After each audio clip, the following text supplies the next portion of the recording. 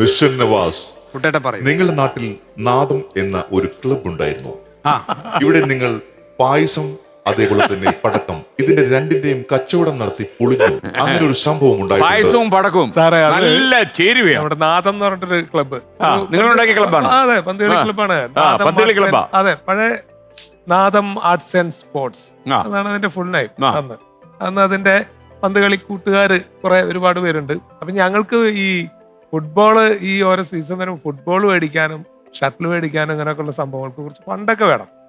ഈ ഫണ്ട് കയ്യിലില്ലാത്തതുകൊണ്ട് ഞങ്ങള് ഇങ്ങനെ ചെറിയ ചെറിയ കച്ചവടങ്ങള് നമുക്ക് ചെയ്യാം. ഓണം വരുമ്പോ ഒരു പായസമൊക്കെ ഉണ്ടാക്കി നമുക്ക് വീടുകളിൽ സപ്ലൈ ചെയ്യാം. അപ്പൊ നമുക്കന്ന് ചില്ലറ കിട്ടുമല്ലോ. അതിന്റെ അടിസ്ഥാനത്തിൽ ഞങ്ങള് ഒരു ഫണ്ട് ശേഖരണത്തിന്റെ ഭാഗമായിട്ട് നാദം ആർട്സ് ആൻഡ് സ്പോർട്സ് പാൽപായസ വിതരണ പരിപാടി എന്ന് പറഞ്ഞിട്ട് ഒരു സംഗതി ഒക്കെ അടിച്ചിറക്കി. പായസത്തിന് 1 ലിറ്റർ പായസത്തിന് എത്ര രൂപ മുൻകൂട്ടി ബുക്ക് ചെയ്യണം എന്നൊക്കെ പറഞ്ഞ് അങ്ങനെ പായസം നടത്തി. ഇതൊക്കെ ഈ ഏകദേശം ഓണത്തിനെങ്കിലും ഇത്തിരി നേരത്തെ ഉണ്ണണല്ലോ സാറേ. 12 മണിക്ക് എത്തണം. ഞങ്ങൾ പായസമൊക്കെ ഉണ്ടാക്കി എത്തിയപ്പോ 2 മണിയൊക്കെ ആയി. അങ്ങനെ കുറെ പേരൊക്കെ പൈസ തന്നു, കുറെ പേരൊക്കെ തരാൻ പറ്റില്ല എന്ന് പറഞ്ഞു. നിങ്ങളുടെ പായസവും കാത്തിരുന്നിട്ട് ഊണും കഴിഞ്ഞു, ഈ വക പരിപാടിയും നടക്കില്ല എന്നൊക്കെ പറഞ്ഞിട്ട് അങ്ങനെ എന്തായാലും ആ പായസത്തിന്റെ പരിപാടി അങ്ങോട്ട് പൊളിഞ്ഞു. നന്നായി പൊളിഞ്ഞു. അത് പൊട്ടി. നമ്മുടെ വലിയൊരു സംരംഭമായിരുന്നു. അതെ, പായസ കച്ചവടം പൊട്ടി. അത് വിജയിച്ചില്ല. അപ്പോ വീണ്ടും അടുത്തൊരു കച്ചവടം. പിന്നെ എല്ലാവരും കൂടി പറഞ്ഞത് നമുക്ക് വിഷു ആണ് ഇനി വരണത്. എന്തായാലും പായസത്തിന്റെ കാര്യം വലിയ കാര്യമായിട്ട് മെച്ചപ്പെട്ടൊന്നുമില്ല. ഒരു കാര്യം ചെയ്യാം, നമുക്ക് പടക്ക കച്ചവടം ചെയ്താലോ? അത് 3 ഇരട്ടി ലാഭമാണ്. നമുക്കൊരു 10 രൂപ ചെലവാക്കിയാൽ 30 രൂപയ്ക്ക് നമുക്ക് പടക്കം വെക്കാം. അത്ര ലാഭമാണ്. അതുകൊണ്ട് നമുക്ക് പടക്ക കച്ചവടം ചെയ്യാം. ശിവകാശി പോവാം, അവിടെ പോവാം. അവിടെ ശിവകാശി ഒന്നും വേണ്ട, നമ്മളിവിടെ എവിടെയെങ്കിലും ഹോൾസെയിലായിട്ട് എടുത്തു കഴിഞ്ഞാൽ നല്ല ലാഭം കിട്ടും. അതിന് കിട്ടണത് മതിയല്ലോ എന്നൊക്കെ പറഞ്ഞ് അങ്ങനെ ഞങ്ങൾ കുന്നംകുളം അങ്ങനെ സ്ഥലത്തൊക്കെ പോയിട്ട് അത്യാവശ്യം കുറച്ച് പടക്കൊക്കെ കളക്ട്. ഞങ്ങൾ പറഞ്ഞു ഞങ്ങളുടെ ക്ലബിന്റെ ധനശേഖരാർ എന്നുള്ള പരിപാടിയാണ്, അതുകൊണ്ട് മാക്സിമം പൈസ കുറച്ച് ഞങ്ങൾക്ക് ചെയ്തു തരണം എന്ന് പറഞ്ഞു. അങ്ങനെ അവരത് നമുക്ക് പരമാവധി പൈസ കുറച്ച് തന്നു. സാറേ, അങ്ങനെ വിഷുവിന് പടക്ക കച്ചവടം തകൃതിയായിട്ട് നടക്കുന്നു. അത്യാവശ്യം എല്ലാ വീടുകളിലും പടക്കം. രാവിലെ പടക്കം മേടിച്ചവരൊക്കെ വന്നു. എന്റെ പൊന്നു മോനെ, നിങ്ങൾക്ക് എവിടെന്ന് കേട്ടു? കാരണം എല്ലാം ചുറ്റി പോവുക, പടക്കം പൊട്ടുന്നില്ല അല്ലേ? നമുക്ക് മാക്സിമം കുറച്ച് തരണം എന്ന് പറഞ്ഞുകൊണ്ട് തന്നെ അവര് മാക്സിമം പഴയ പടക്കം ഏതോ 3 വർഷം മുമ്പൊക്കെ ഉള്ള വിഷുവിന്റെ പടക്കം ഒക്കെ കൂടി നമ്മുടെ തലയിൽ വെച്ച് തന്നു. അപ്പോ ഇതിന്റെ തമാശ എന്താണെങ്കിൽ ചന്ദ്രേട്ടുണ്ട് എപ്പോഴും എന്തെങ്കിലും ഒരു കൗണ്ടർ പറയുന്ന ആളാ. പുള്ളി വന്നിട്ട് ഞങ്ങളുടെ നിങ്ങൾ പായസ കച്ചവടം നടത്തി ഓണത്തിന്, ആ കാര്യമാണെങ്കിൽ നസ്സലായിട്ട് പൊട്ടി നിങ്ങളുടെ പായസ കച്ചവടം. വിഷുവിന് നിങ്ങൾ പടക്ക കച്ചവടം നടത്തി, അതാണെങ്കിൽ പൊട്ടിയൂല്ല. അതായിരുന്നു ഏറ്റവും പ്രശ്നമല്ലേ? അങ്ങനെ ഒരു കൗണ്ടർ. ഈ നവാസിന് കുറെ സിനിമകളിൽ അവസരം കിട്ടിയല്ലോ. ഞാൻ കണ്ടൊരു സിനിമയുണ്ടായിരുന്നു, കലാഭവൻ മണിയൊക്കെ മുഖ്യ വേഷത്തിൽ വന്ന മൈ ഡിയർ കരടി. എനിക്ക് തോന്നുന്നു കരടിയായിട്ടും വന്നാലും മണി തകർക്കും എന്ന് തെളിയിച്ച സിനിമയായിരുന്നല്ലോ. ഈ ട്രോള് വരുമ്പോ അതല്ലെങ്കിൽ ഈ വൈറലാവുമ്പോൾ, ഈ അടുത്ത കാലത്ത് വൈറലായിരുന്നു, നമ്മളത് അറിയുന്നത്. അപ്പൊ എനിക്ക് തോന്നുന്നത് 20 years ബാക്ക്, ഇത്രയും വർഷം കഴിഞ്ഞിട്ട് ഇപ്പോഴത്തെ പിള്ളേർ അതെടുത്ത് ചെയ്തു അല്ലെങ്കിൽ അവർ ആസ്വദിക്കുന്നു പറഞ്ഞാൽ വളരെയേറെ സന്തോഷമുള്ള കാര്യമാണ്. അപ്പൊ അങ്ങനെ കുറെ പേര് എനിക്ക് ആ ക്ലിപ്പ് അയച്ചു തന്നിട്ടുണ്ടായിരുന്നു. ഈ 2018 ഈ പ്രളയ സമയം നിങ്ങൾ കളമശ്ശേരിയിലായിരുന്നല്ലോ അല്ലേ? ആലുവ. അവിടെ വെള്ളം കയറിയപ്പോ എന്തെങ്കിലും ഒരു സംഭവം ഉണ്ടോ? ഒരു ഗംഭീര സംഭവം ഉണ്ട് സാറേ. അതായത് 2018 വെള്ളപ്പൊക്കം, ആ വെള്ളപ്പൊക്കം വന്ന ദിവസത്തിന് ഒരു 4 ദിവസം മുമ്പ് ചെറിയ രീതിയിലൊരു വെള്ളപ്പൊക്കം എന്ന് പറഞ്ഞാല്. അതെ, അപ്പൊ ഞാൻ ഈ തോട്ടുമുഖം ആ ഭാഗത്താണ് താമസിച്ചത്. അപ്പോ കനാലുണ്ട് നമ്മുടെ പ്രൈവറ്റ് റോഡ്, ഓപ്പോസിറ്റ് റോഡാ. വെള്ളം എത്തില്ല. അപ്പൊ ഇവിടെ കനാലുള്ളതുകൊണ്ട് ആ കനാലിൽ പെട്ടെന്ന് വെള്ളം കയറും. അങ്ങനെ ആദ്യം ഈ ഒരു റോഡിലേക്കൊക്കെ കുറച്ച് വെള്ളമൊക്കെ വന്നു. അങ്ങനെ ആ വെള്ളം അതേപോലെ ഇറങ്ങിപ്പോയി ഒരു 3-4 ദിവസം മുമ്പ്. അപ്പൊ അത് നമുക്ക് ഇത്ര മാക്സിമം വെള്ളം വന്നാൽ വരാവുന്ന ഒരു സാധ്യത നമുക്ക് മനസ്സിലായല്ലോ. ഇപ്പോ ഇത്ര കുഴപ്പമില്ല എന്നുള്ള നിലയ്ക്ക് വെള്ളപ്പൊക്കം വീണ്ടും 2018 ആ വെള്ളപ്പൊക്കം ആ ദിവസം എല്ലാവരും പറഞ്ഞു നിൽക്കാത്ത മഴയാണ് 3 ദിവസമായിട്ട്, വലിയ വിഷയമാണ്. ഇപ്പോ ഡാമുകളൊക്കെ നിറഞ്ഞിരിക്കുകയാണ്, എപ്പോഴാണ് ഡാം തുറന്നു വിടുകയെന്നറിയില്ല. അതുകൊണ്ട് നമ്മൾ വളരെ സൂക്ഷിക്കണം. റെഡ് അലേർട്ട് വരുന്നു, ഇങ്ങനെ അനൗൺസ്മെന്റ് നടക്കുന്നു, ഭയങ്കര പ്രശ്നങ്ങൾ നടക്കുന്നു. അങ്ങനെ മെല്ലെ മെല്ലെ വീണ്ടും കനാലിൽ വെള്ളം ഇങ്ങനെ കയറി വരുന്നു. അപ്പൊ നമ്മളൊക്കെ ഈ പറഞ്ഞ കുഴപ്പമില്ല, അറിയാലോ നമ്മൾ കഴിഞ്ഞ പ്രാവശ്യം ഉണ്ടായ ഒരു രീതി അനുസരിച്ചിട്ട് ഞാൻ എൻ്റെ ഒരു ആറ്റിറ്റ്യൂഡാണ് ഞാൻ പറയണം. ഇനി എങ്ങനെ വന്നാലും ചിലപ്പോൾ റോട്ടിലേക്കൊന്ന് കയറുമായിരിക്കും. എന്നാലും റോട്ടിൽ നിന്ന് കുറച്ച് ദൂരം കഴിഞ്ഞിട്ടാണല്ലോ നമ്മുടെ വീട്, അവിടെ കുറച്ച് ഹൈറ്റ് ഉണ്ടല്ലോ. അപ്പോഴതുവരെ മാക്സിമം കുഴപ്പമില്ല, നമുക്ക് ഇഷ്ടമല്ലോ സാറേ നമ്മുടെ വീട്ടിൽ വെള്ളം കാരണം ഇഷ്ടമല്ല, അതുകൊണ്ട് നമ്മളങ്ങനെ അടിയുറച്ച് വിശ്വസിച്ച് അങ്ങനെ നിൽക്കാം. അങ്ങനെ വെള്ളം കയറി മെല്ലെ റോഡും കഴിഞ്ഞ് ഒക്കെ വന്നു. ഞാൻ എല്ലാവർക്കും ധൈര്യം കൊടുത്തു, ഒരാളും ടെൻഷൻ അടിക്കേണ്ട കാര്യമില്ല. ഇനിയിപ്പോൾ എത്ര വന്നാലും നമ്മുടെ മുറ്റം വരെ വെള്ളം വന്നു വിചാരിക്കാം, നമുക്കിപ്പോൾ എന്താ കുഴപ്പം? ഇപ്പം അതൊരു വെള്ളം വന്ന് ഇത്ര ടെൻഷൻ അടിക്കേണ്ട കാര്യമൊന്നുമില്ലല്ലോ. ഇപ്പം ഈ പുഴയെന്ന് പറഞ്ഞ വെള്ളമല്ലേ, അതിപ്പോൾ ഏത് വരെ വരുന്നാൽ നമുക്കറിയാം. അവിടെ ഇരിക്കും പറഞ്ഞാൽ എല്ലാത്തിനെയും വീട്ടിൽ പിടിച്ചിരുത്തിയാണ്. അപ്പോൾ വൈഫൊക്കെ ഇങ്ങനെ ടെൻഷൻ, നിയാസ്ക നമ്മളെല്ലാവരും പോകുന്നുണ്ട്, ആൾക്കാർക്ക് അത് പോകണം, അപ്പുറത്തേക്കൊക്കെ പോകുന്നു, നമുക്ക് എവിടേക്ക്, നമുക്ക് ഉമ്മച്ചൊരു വീട്ടിലേക്ക് പോകാം, അല്ലെങ്കിൽ നവാസിന്റെ അവിടെ പോകാന്നൊക്കെ പറയുന്നുണ്ട്. അപ്പൊ ഞാൻ പറഞ്ഞു, നീ ഇനി ഇതൊക്കെ കെട്ടിപ്പിറക്കി, ഇത് വലിയ ടെൻഷനാണ്, ഇത് എന്ത് കാര്യത്തിന്, ഇതൊക്കെ ആൾക്കാർക്ക് പറഞ്ഞാൽ മനസ്സിലാവാത്തതിന് എന്ത് ചെയ്യാനാ എന്നൊക്കെ പറഞ്ഞു. അപ്പൊ പലവരും പറയുന്നത്, നിങ്ങൾ പോരുന്നില്ലേ എന്നൊക്കെ പറഞ്ഞിട്ടാണ് പോകണം എല്ലാവരും കേട്ടോ. ആ ഇല്ല ഓക്കെ എന്നൊക്കെ പറഞ്ഞ എല്ലാവർക്കും സിലോട്ടൊക്കെ കൊടുത്ത് കുറച്ച് കഴിഞ്ഞപ്പോ സാറേ എനിക്കുള്ളിൽ കൂടെ ചെറിയൊരു ടെൻഷനൊക്കെ ആയി തുടങ്ങി. പക്ഷെ എന്നാലും ഞാൻ സാധനങ്ങളൊക്കെ എടുത്ത് മുകളിലൊക്കെ കയറ്റി വെച്ച് എല്ലാവരോടും പറഞ്ഞു, നമുക്ക് മുകളിലേക്ക് കയറാം, ഇനിയിപ്പോ അഥവാ ഇനി വന്നാൽ തന്നെ ഒന്ന് നമ്മുടെ സിറ്റ് ഔട്ട് വരെയൊക്കെ വരുമായിരിക്കും എന്നൊക്കെ ആയി. അതുവരെയൊക്കെ എത്തിയിട്ടോ ഞാൻ. എന്തായാലും രാത്രി ഒരു 7 മണി 8 മണിയൊക്കെ ആയപ്പോഴത്തേക്കും ഞങ്ങളൊക്കെ മുകളിലെത്തി. അപ്പൊ അയൽപക്കത്തുനിന്ന് വേറൊരു വീട്ടുകാർ, അവരും പോയിട്ടില്ല, അവര് അന്വേഷിച്ചു വരുന്നു. അതെ ഹസീനത്ത എന്നൊക്കെ വെച്ചിട്ട് ഇങ്ങനെ വരികയാണ്. ആ നിങ്ങൾ പോയിട്ടില്ലേ? ഇല്ല, ഞങ്ങൾക്ക് ഇപ്പൊ എന്താ ചെയ്യണ്ടേന്ന് അറിയില്ല, ഇനിയിപ്പോ റോട്ടിലൊക്കെ വെള്ളമായി, അപ്പൊ ഇങ്ങോട്ട് പോന്നോ, കുഴപ്പമില്ല, നമുക്ക് ഇവിടെ ഇരിക്കാം, ഇങ്ങോട്ട് വരാം, രാവിലെ ആകുമ്പോഴത്തേക്കും അതൊക്കെ അങ്ങോട്ട് പോകുമല്ലോ. അവരും കയറി നമ്മുടെ വീട്ടിൽ. സാറേ ഒരു 10 മണിയായപ്പോ എന്റെ വീടിന്റെ പുറകെ നാസർക്കാന്ന് പറയും, എൻമണി നാസർ, പുള്ളി വിളിച്ചു പറയാ, നിയാസേ നീ എന്തുദ്ദേശിച്ചിട്ടിരിക്കുക അവിടെ? ചീത്തയാണ് കേട്ടോ, എന്തുദ്ദേശിച്ചിട്ടിരിക്കുകയാണ് അവിടെ? നീ ഉദ്ദേശിക്കുന്ന സംഭവമല്ല കേട്ടോ, ഡാം വീണ്ടും തുറക്കാണ്, ഇനി 2 മീറ്ററും കൂടി വെള്ളം പോകുന്നതാണ് പറയണത്. ആ ഇപ്പൊ നീ കാണുന്ന ലെവലൊന്നും ആയിരിക്കില്ല. പിന്നെ നീ മനസ്സിലാക്കിക്കോ, കുറച്ച് കഴിഞ്ഞാൽ കറണ്ട് പോകും. ഈ കറണ്ട് പോയി കഴിഞ്ഞാൽ നിന്റെ കമ്മ്യൂണിക്കേഷൻ കംപ്ലീറ്റ് കട്ടാവും, നിനക്ക് മൊബൈൽ ചാർജ് ചെയ്യാൻ പറ്റില്ല, ഒരാളെ നിനക്ക് വിളിക്കാൻ പറ്റില്ല, വെള്ളം കയറി ഒരാൾ നിന്നെ രക്ഷപ്പെടുത്താൻ പറ്റില്ല, മാത്രല്ല നിനക്ക് ബാത്റൂം യൂസ് ചെയ്യാൻ പറ്റില്ല, കുടിക്കാൻ വെള്ളം കിട്ടില്ല, ഇറങ്ങിയിടുവാ അങ്ങോട്ട് പെറക്കിക്കോ. സാറേ എല്ലാ സാധനം കൂടി പെറക്കി ബാഗിൽ സംഗതികളൊക്കെ ആക്കി, വൈഫ് പാസ്പോർട്ട് അത് ഇത് സാധനങ്ങളൊക്കെ പെറക്കിയിടുന്നു ഒരു ബാഗിൽ. ഞങ്ങള് പിന്നെ തിരക്കായി, എങ്ങനെയും ഇറങ്ങി, കാരണം ടെൻഷനായി തുടങ്ങി. പിന്നെ എല്ലാവരും എന്നോട് അപ്പോഴേ പറഞ്ഞതാണ് എന്നൊക്കെ അങ്ങനെ പറയുന്നു, ഞാൻ അതൊന്നും കേൾക്കുന്നില്ല, എങ്ങനെയെങ്കിലും ഇവിടുന്ന് ഇറങ്ങിയാൽ മതി. സാറേ സ്റ്റെപ്പ് ഇറങ്ങി വരുമ്പോ ഉണ്ടല്ലോ, അകത്ത് മുട്ടുവരെ വെള്ളം, നമ്മുടെ വീടിന്റെ അകത്ത്. അപ്പൊ കാണുന്നുള്ളൂ, അപ്പോഴേ അറിയുന്നുള്ളൂ അല്ലേ? അപ്പോഴാ അതുവരെ ഇങ്ങോട്ട് കയറുന്നതിനെ കുറിച്ചുള്ള സംഭവത്തിൽ വെള്ളം ഒഴുകുന്ന ഒരു ശബ്ദം ഇങ്ങനെ കേൾക്കാന്നല്ലാതെ അതൊന്നും നോക്കണില്ല. കറണ്ടൊക്കെ പോയി, എമർജൻസി ഒക്കെ കത്തിച്ചിരിക്ക. അങ്ങനെ ഈ കെട്ടും പാണ്ടൊക്കെ ആയിട്ട് മെല്ലെ ഇറങ്ങി. അതിനു മുമ്പ് ഞാൻ വീട്ടിലേക്ക് വേറൊരു സ്ഥലത്തേക്ക് കയറി ചെല്ലെന്ന് വിചാരിച്ചിട്ട് നമുക്ക് അങ്ങനെ കയറി ചെല്ലാൻ പറ്റും. കുളിച്ചു, കുളിയൊക്കെ കഴിഞ്ഞ് ഈ വെള്ളം ഒന്നും പ്രതീക്ഷിക്കണല്ലോ, കുളിച്ചൊന്ന് വൃത്തിയായി മറ്റൊരു സ്ഥലത്തേക്ക് പോവല്ലേ. ഇവരൊക്കെ പറഞ്ഞു ഈ നേരത്ത് കുളിക്കാൻ നിൽക്കുന്ന കുറച്ച് പൗഡറും കൂടി ഇടുന്നൊക്കെ പറയുന്നുണ്ട് വൈഫ്. ഞാൻ പറഞ്ഞു കുളിക്കുന്ന ഗ്രൂപ്പാണോ നമ്മളെന്തായാലും വേറൊരു വീട്ടിലേക്ക് പോകുമ്പോ ഇതൊക്കെ ചെയ്യണല്ലോ. അങ്ങനെ ഇതൊക്കെ പിറക്കി തലയിൽ വെച്ച് സാറേ അടുക്കള ഭാഗത്തേക്ക് ഇറങ്ങിയപ്പോഴത്തേക്കും അരക്കൊപ്പം വെള്ളമായി. 11 മണിയായി രാത്രി.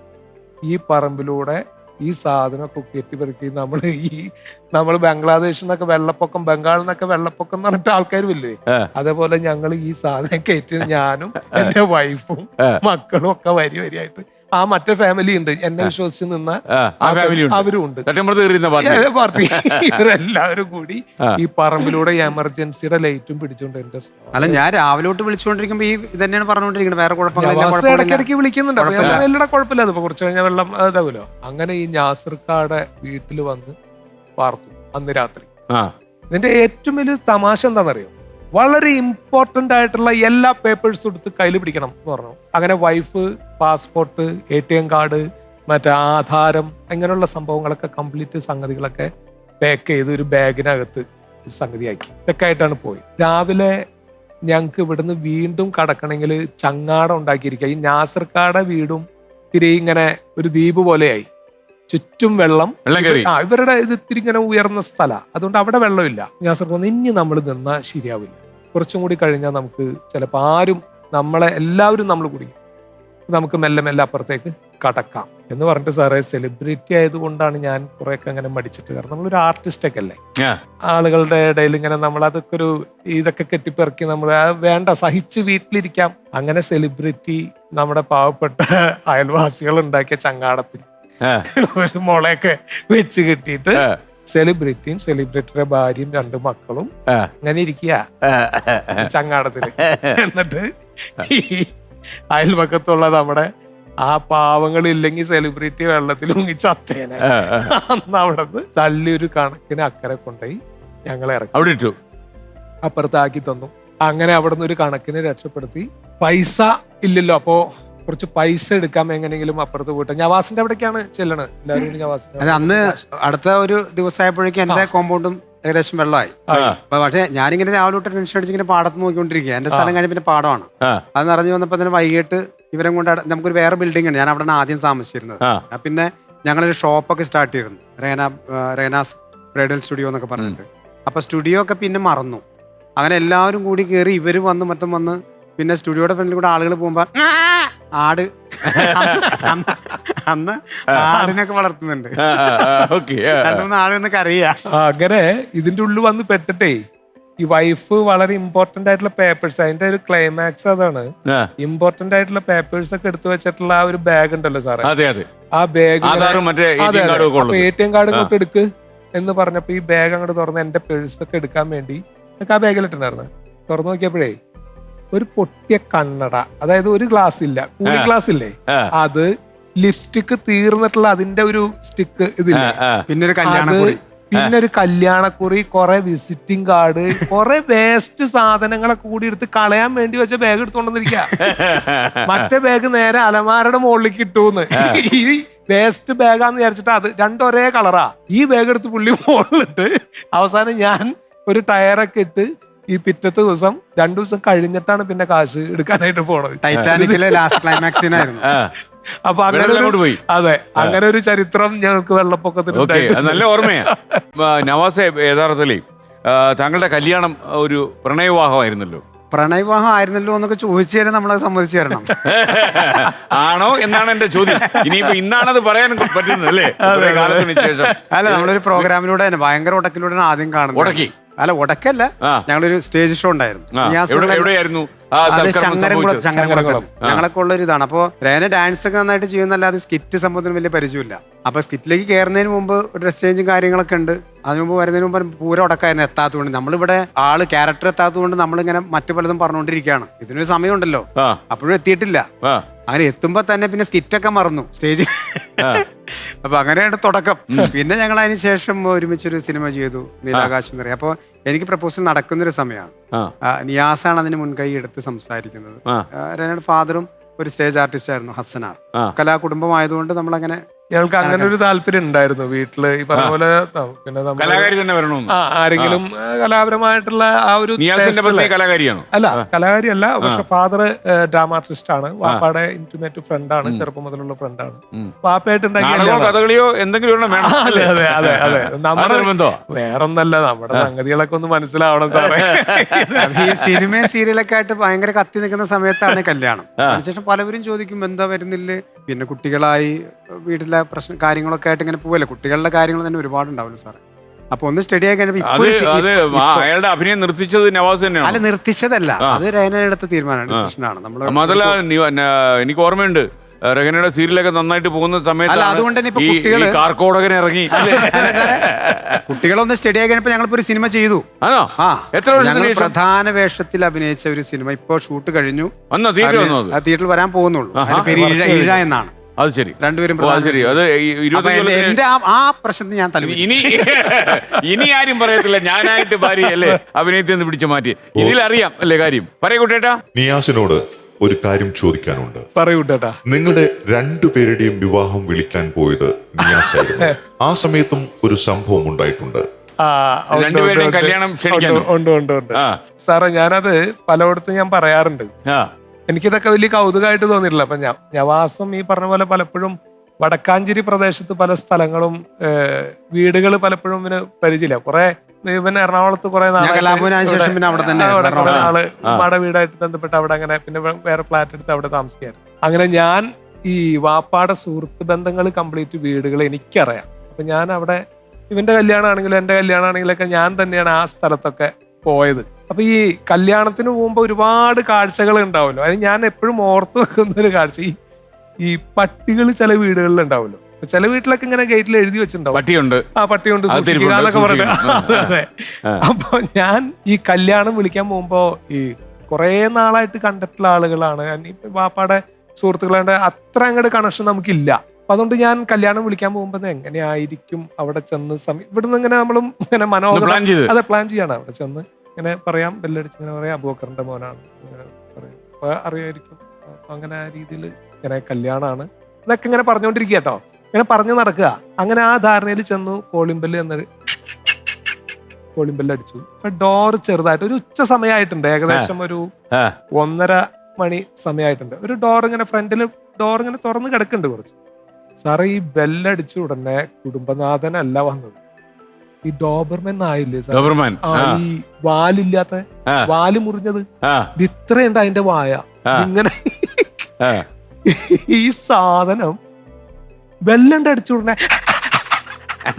എന്റെ നെഞ്ചിലേക്ക് 2 കാലിങ്ങോട്ട് എടുത്തു വെച്ചിട്ട് ഈ വായ, അതെ നമുക്കിങ്ങനെ ക്ലോസ് ഷോട്ട് ഇങ്ങനെ വായയിലേക്ക് കാണാം, ഇത്രയും പോന്ന നാക്കും നിറച്ച് പല്ലുകൾ ഇങ്ങനെ എന്റെ അടുത്ത്. സാറെ കല്യാണം പറയണത് പോയിട്ട് മൊത്തം കിട്ട് വിളറി. അപ്പോഴത്തേക്ക് അവര് ആരാ അത് എന്നൊക്കെ ചോദിച്ചുകൊണ്ട് അയ്യോ എന്ന് പറഞ്ഞ വേഗത്തിന്റെ ഈ ബെൽറ്റ് കഴുത്തിൽ ബെൽറ്റിന്റെ ഇത് പിടിച്ചിട്ട് അകത്തേക്ക് അങ്ങോട്ട് വാ വാ വാ വാ വാ ആരാ എന്താ. ഞാൻ ഈ പറഞ്ഞ പ്ലാൻ ചെയ്ത സാധനമൊക്കെ പോയി സാറേ. കല്യാണം വരൂ വരൂ വരൂ, കുഴപ്പമില്ല, വെള്ളം വേണോ? ഇല്ല, ടെൻഷനൊന്നുമില്ല, പേടിക്കണ്ട പേടിക്കണ്ട, ഇരിക്കൂ ഇരിക്കൂ. എന്നിട്ടൊരു കല്യാണം പറിച്ചില്ലേ സാറേ നമ്മുടെ ആ ഒരു കല്യാണം. ഈ ഒരു പട്ടി കാരണം എന്റെ ആ കല്യാണം പറിച്ചില്. ഇങ്ങനെ അനുജന്റെ കല്യാണമാണ്, അപ്പോ എല്ലാവരും നേരത്തെ എത്തണം. അപ്പൊ ഈ സാധനമൊക്കെ പോയിട്ടേ ഊണ് കഴിക്കണം, വേണ്ട കുഴപ്പമില്ല, ഇപ്പോ അല്ല ഉച്ചയായല്ലോ കഴിച്ചിട്ട് പോവാൻ മോനെ, അപ്പൊ ഞങ്ങൾ എല്ലാവരും വരാട്ടോ. ആ ശരി, എങ്ങനെയെങ്കിലും ഇറങ്ങിപ്പോയ. അങ്ങനെ ഒരു പ്രാവശ്യം ഒരു സ്ഥലത്ത് ഇതേപോലെ തന്നെ വേറൊരു പട്ടി, അത് എന്റെ കല്യാണം വിളിക്കാൻ പോയിട്ടാണ്. ഞാൻ കല്യാണം പട്ടി കൂടെ ഉണ്ട്. അപ്പൊ ഈ രണ്ടും കല്യാണത്തിൽ നിന്ന് അനുഭവം ആയതുകൊണ്ട് ഞാൻ അങ്ങനെ സേവ് ചെയ്ത് ഞാൻ പലരുടെ അടുത്ത് ഇത് പറയാറുണ്ട്. ഞാൻ കല്യാണം വിളിക്കാൻ പോകുമ്പോ ഇങ്ങനെ ഗേറ്റ് കടന്നിട്ട് കുറച്ചും കൂടി ഇങ്ങനെ ഉള്ളിലേക്ക് വഴിയായിട്ടുള്ള വീടുകളുണ്ടല്ലോ, ഇങ്ങനെ 2 സൈഡും ഇങ്ങനെ പറമ്പുണ്ട്, ഇങ്ങനെ ഒരു ചെറിയ മതിൽ കെട്ടി ഇങ്ങനെ വഴിയുണ്ട്, വീതിയുള്ള വഴി, കുറെ നടന്ന് അങ്ങോട്ട് ചെല്ലണം. അപ്പൊ ഗേറ്റ് ഇങ്ങനെ മണല് വന്നിങ്ങനെ ഇങ്ങനെ കുറച്ചിങ്ങനെ വന്നിങ്ങനെ തുറക്കാൻ തിരിപ്പാട്, അങ്ങനെ ഇളക്കി വേണം തുറക്കാൻ. അങ്ങനത്തെ ഒരു ഗേറ്റാ. അങ്ങനെ തുറന്ന് ഞാൻ വീട്ടിലേക്ക് വന്നു. അപ്പൊ ഉമ്മർത്ത് തന്നെ അവര് കുറച്ച് പേരൊക്കെ ഇങ്ങനെ സ്ത്രീകളൊക്കെ ഇങ്ങനെ ഇരിക്കുന്നത്. വരൂ വരൂ, അവർക്ക് തന്നെ അറിയണതാ. വന്നു വാ എന്താ കല്യാണമൊക്കെ ആയില്ലേ എന്നൊക്കെ പറഞ്ഞിട്ട്. അതെ. ഞാൻ ഈ പോണ വഴിക്ക് ഒരു ചൊക്കളിപ്പട്ടി സാറേ ആ മുറ്റത്ത് മാവിന്റെ ചോട്ടിലിങ്ങനെ വയ്യ പുള്ളിക്ക്. അങ്ങനത്തെ ഒരാളാ, ചെറുതാണ്, വലിയ നമുക്ക് ടെൻഷൻ അടിക്കേണ്ട കാര്യമില്ല. ഞാൻ മൈൻഡ് ചെയ്തില്ല, കാരണം അത് പുള്ളിപ്പോ അത്ര വലിയ ഭീകര ഒരു ഇത് തോന്നിയില്ല എനിക്ക്. പുള്ളി ഇങ്ങനെ ഒരു പാവം. ഞാൻ കല്യാണക്കുറിയൊക്കെ കൊടുത്ത് കാര്യങ്ങളൊക്കെ വൃത്തിക്ക് പറഞ്ഞു, സംസാരിച്ചു. ഞാൻ തിരിച്ച് നടന്നു വരിക. നടന്നു വന്നപ്പോ ഈ ഗേറ്റ് ഇതേപോലെ തന്നെ ഞാൻ അടഞ്ഞിട്ടുണ്ട്. ഞാൻ ഇങ്ങനെ വലിക്കുന്നതിന്റെ ഇടയില് ഒറ്റ കടി കാലില്. മറ്റവൻ കടിച്ചില്ല, ഇവൻ ഈ തീരെ മൈൻഡ് ചെയ്യാത്ത ഈ സംഗതി ഉണ്ടല്ലോ, ടക്ന്നൊരൊറ്റ കടിച്ച് ഞാൻ കാല് വലിച്ചത്. എന്താന്ന് നോക്കിയപ്പോഴേ പുള്ളി ഇങ്ങനെ ഒരു സംഭവമേ ചെയ്യാത്ത പോലെ തിരിച്ചു പോണു. തീരെ ഇങ്ങനെ 2 അനുഭവം ഉണ്ട്. നമ്മള് ഭീകരമായി ഭക്ഷണം കൊടുക്കുന്ന എന്തെങ്കിലും പണി ചെയ്യേണ്ട, നമ്മള് വളരെ ഭീകരമായിട്ട് കണ്ട സംഗതി നമ്മളെ ഉപദ്രവിക്കില്ല, പക്ഷെ തീരെ മൈൻഡ് ചെയ്യാത്ത ആളായിരിക്കും. കുരയ്ക്കും പട്ടി കടുക്കില്ല എന്നാണ് അല്ലേ? നമുക്ക് ഇനി ഒരു കാര്യം ചെയ്യല്ലോ, നമുക്ക് മത്സരം വേണ്ടേ? 1 കോടി രൂപയുടെ പ്ലാനുമായിട്ടല്ലേ വന്നത് സാറേ. അപ്പൊ നമുക്ക് മത്സരത്തിലേക്ക് കയറിയാലോ? കുറച്ച് നല്ല മനോഹരമായ ചോദ്യങ്ങൾ, അതിലും മനോഹരമായ ഉത്തരങ്ങൾ. 1 കോടി ലഭിക്കുന്നു, അതും തോളയിലിട്ട് നമ്മള് ജാക്കറ്റിനകത്ത് പൈസയായിട്ട് നമ്മള് എത്ര മനോഹരമായ സ്വപ്നം. നടക്കാത്ത സ്വപ്നം എന്ന് ഞാൻ പറയില്ല, കാര്യം ഏതോ ഒരു കോടീശ്വരൻ എവിടെ ഇരിപ്പുണ്ട്. ആ കോടീശ്വരന്റെ റോൾ എന്താണെന്നറിയോ? അവൻ 1 കോടി അടിക്കുന്നു, നമ്മുടെ കട അടയ്ക്കുന്നു, നമ്മൾ സീസൺ അവസാനിപ്പിക്കുന്നു. അങ്ങനെ പറ്റുമല്ലോ ഇനി. കാര്യം ആർക്ക് 1 കോടി കിട്ടുന്നു അതോടെ ആ സീസൺ അവസാനിച്ചു, കടയടച്ചു. സാർ ഇപ്പൊ ഈ എപ്പിസോഡ് കൂടെ നിർത്താൻ പോവാണ്. എന്റെ സംശയം നിങ്ങൾ രണ്ടുപേരെ കാണുമ്പോ ഞാൻ മാറി മാറി നോക്കുക, ഇവരാണോ എന്റെ കടയടയ്ക്കാൻ വന്നവർ എന്നുള്ളത്. നിങ്ങൾക്ക് ചോദ്യത്തിന്റെ ഉത്തരം എപ്പോഴെങ്കിലും പാടായാൽ 3 ഹെൽപ്പ് ലൈൻ ഇതിനകത്തുണ്ട്. ഒന്ന് കുട്ടേട്ടനാണ്, പിന്നെ ഡോക്ടർ മിറാഷ്, ഇന്ന് പക്ഷേ അദ്ദേഹം അവധി എടുത്തിരിക്കുക. ഇന്ന് അദ്ദേഹത്തിന്റെ അസിസ്റ്റന്റ് ഉണ്ട്, ശിഷ്യനാണ്.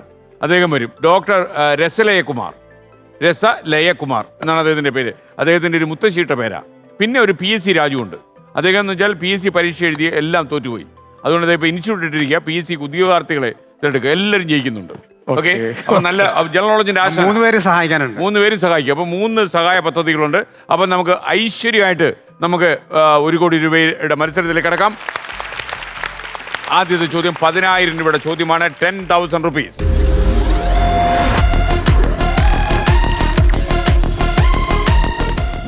ഇതൊരു ഗണിതശാസ്ത്രമാണ്, കണക്കാണ്, സൂക്ഷിക്കണം. നിങ്ങൾ നല്ല കണക്കന്മാരാണെന്നറിയാം. ഒരു ലോറി പാലം കടക്കാൻ 90 മിനിറ്റ് എടുത്തു. എന്നാൽ 10 ടൺ ഭാരം കയറ്റി വന്നപ്പോൾ 1.5 മണിക്കൂർ എടുത്തു. എന്താണ് കാരണം? പിന്നെ എത്ര മിനിറ്റ് എടുക്കും സാറേ? അല്ല, അതാ ഞാനും ചോദിക്കുന്നത്. എന്റെ ചോദ്യം അതാ. ചോദ്യകർത്താവിനോട് ചോദ്യം 90 മിനിറ്റ് ഒരു ലോറി പാലം കടക്കാൻ എടുത്തു. എന്നാൽ 10 ടൺ ഭാരം കയറ്റി വന്നപ്പോൾ 1.5 മണിക്കൂർ എടുത്തു. രണ്ടും സെയിം അല്ലേ? രണ്ടും സെയിം.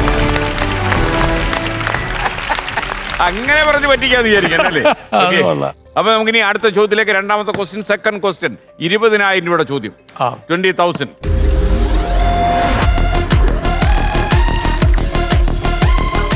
ഒറ്റ ചോദ്യം, ഒറ്റ ഉത്തരം. ഏറ്റവും പഴക്കമുള്ള ജീവി ഏതാണ്? ഇതൊരു കുസൃതി ചോദ്യമാണ്. സയൻസ് ഒന്നും നോക്കണ്ട, കുസൃതിയാ. നമ്മുടെ സിനിമകൾ ഇങ്ങനെ കാലഘട്ടത്തിനനുസരിച്ച് മാറിക്കൊണ്ടിരിക്കും. ആദ്യം 35 ആ ഒരു ഇതില് നമ്മൾ കണ്ടു. പിന്നെ സിനിമാ സ്കോപ്പ് വന്നു, വിസ്താരമോ വന്നു എന്ന് പറഞ്ഞ പോലെ അതിന്റെ ഒരു പഴക്കം എന്തായാലും ഇതിനകത്ത് കാണും. സീബ്ര അല്ലേ പഴക്കമുള്ള ജീവി? എങ്ങനെ? Black and white.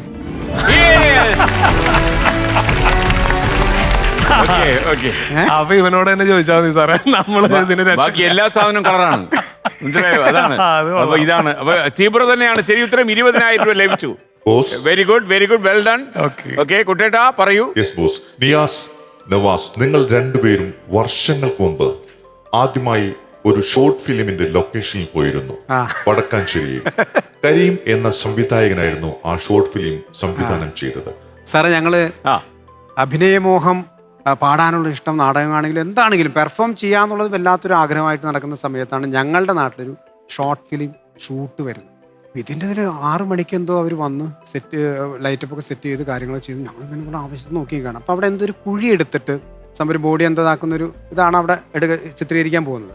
അതിന് ഡയറക്ടർ കരീംക്കാണ്. അപ്പോൾ ഈ യൂണിറ്റും സംഭവങ്ങളൊക്കെ ഞങ്ങളിങ്ങനെ നോക്കിക്കൊണ്ടിരിക്കുക, ലൈറ്റ്സൊക്കെ നോക്കിക്കൊണ്ടിരിക്കുക. ഇപ്പോൾ കുഴി വെട്ടാൻ ഒരാളെ കണ്ടു കഴിഞ്ഞാൽ ഏകദേശമൊക്കെ അതിൻ്റെ ഒരു ബോഡി ലാംഗ്വേജിൽ അത് നമുക്ക് ഫീൽ ചെയ്യണം. അങ്ങനെ ആരും ഉള്ളത് എന്ന് പറയുമ്പോൾ ഞങ്ങൾക്ക് വളരെ ചെറുതല്ലേ, അങ്ങനെ നിൽക്കുന്നുണ്ട്. വിളിക്കുമോ ആ ചേട്ടൻ വിളിച്ചേ എന്ന് പറഞ്ഞു. അപ്പോൾ അവിടെ ചേട്ടൻ കൂലിപ്പണിക്ക് സ്ഥിരം പോകുന്ന ചേട്ടനാണ്. ആ ചേട്ടൻ വന്നു, കൊടുത്താ കൈക്കോട്ട് കൊടുത്ത് നടനൊന്നല്ല സാറേ, വെറുതെ കാണാൻ വന്ന ആഗ്രഹം. പക്ഷെ നമ്മളൊന്നും ഒന്ന് വെട്ടി നോക്കി. പുള്ളി കറക്റ്റായിട്ട് പുള്ളി സ്ഥിരം ചെയ്യണ വൈകിട്ട് ചെയ്യണ പരിപാടി ചെയ്തു. ഇത് മതി. അവ ക്യാമറയിലൊക്കെ അല്ലേ? അത് തന്നെയല്ല, ഒരു കുടം കള്ളു കൊടുത്തു. അതാണ് പുള്ളിക്ക് ഏറ്റവും ഇഷ്ടമായ ഒരു സംഗതി.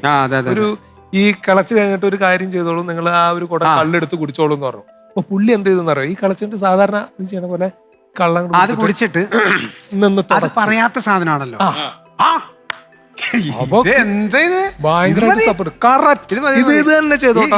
ഇതേ സാധനം ചെയ്താൽ മതി. എല്ലാം റെഡി ആയിരിക്കും. മറ്റു സംഭവം കൈക്കൂട്ട് കൊടുത്തു. Camera start. Okay, camera start. Action. നന്നായി എന്ന് പറഞ്ഞോടുകൂടെ ആള് വാരലും കോരലൊക്കെ വേറെ സാധനമായി. ഇങ്ങനെ ഭയങ്കര സ്റ്റൈലിഷ്. കറക്റ്റായിട്ട് ഇത് ചെയ്തോണ്ടിരുന്ന ആളാ. പിന്നെ പുള്ളി ഒരു 50 സെക്കൻഡ് പുള്ളി നടനായി. നടനായി പുള്ളിയുടെ എക്സ്ട്രാ പെർഫോമൻസ് ഒക്കെ വന്നു. അതുവരെ ഇല്ലാതെ 3-4 പേരെ ഒരുമിച്ച് എടുത്തിട്ട് പിന്നെ പുള്ളിക്ക് ചെയ്യാൻ പറ്റിയില്ല സാറേ. ഒരു 10-50 ടേക്ക് എടുത്തിട്ടും പുള്ളി പിന്നെ അഭിനയിക്കാൻ തുടങ്ങി. മര്യാദക്ക് ചെയ്ത ആളാ. ഗംഭീര എന്ന് പറഞ്ഞോടെ. അതാണ് ഷോർട്ട് ഫിലിം അനുഭവം. നമ്മളിനി അടുത്ത ചോദ്യത്തിലേക്ക് പോകുന്നു. നമ്മള് 30,000 രൂപയുടെ ചോദ്യത്തിലേക്കാണ്. 30,000. ഇത്ര കൂടുതൽ പണം ഇത്ര പെട്ടെന്ന് വന്നു കയറുന്നതിൽ വലിയ വിഷമം തോന്നില്ലല്ലോ? സന്തോഷം. മാനസിക വൈഷമ്യം ഉണ്ടെങ്കിൽ എന്നോട് പറയണം. Okay, question please.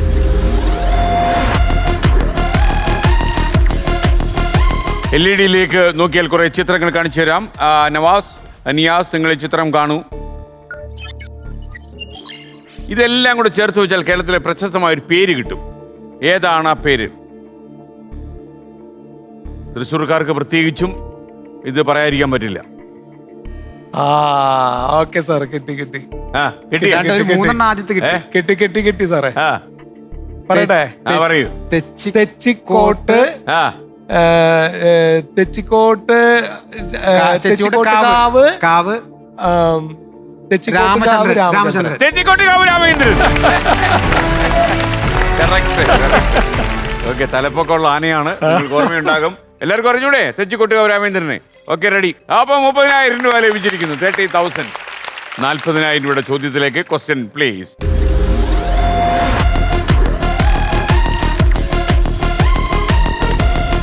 ഒരു കാര്യം ചെയ്യാം, നമുക്ക് ഒരു ഓഡിയോ കേൾക്കാം, എന്നിട്ട് ചോദ്യത്തിലേക്ക് ഞാൻ വരാം. Play play play.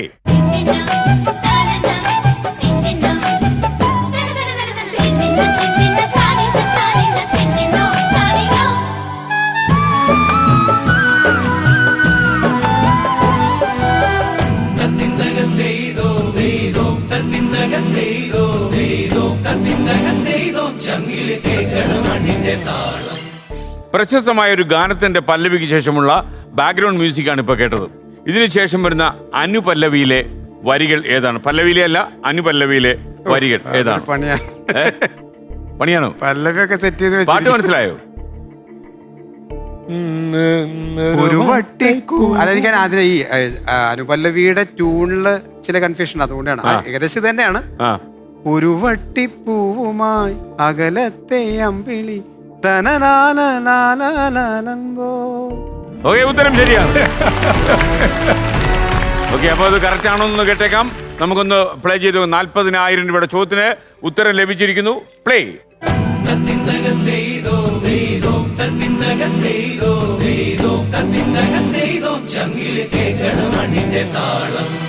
ഒരു വട്ടിപ്പൂവുമായി അകലത്തെ അമ്പിളി തിരുവോണക്കോണിയുന്നുമ്പോൾ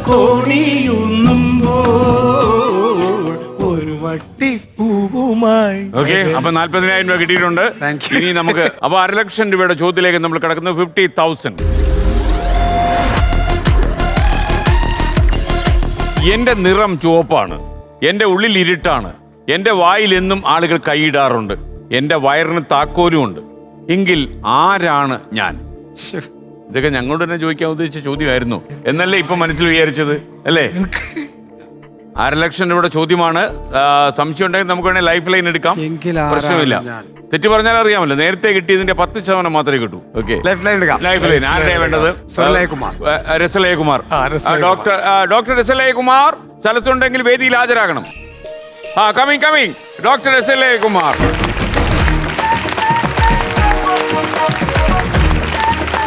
hello Rasalayakumar, how are you? നമസ്കാരം. ഞാൻ എന്ത് സഹായമാണ് ചെയ്യേണ്ടത്?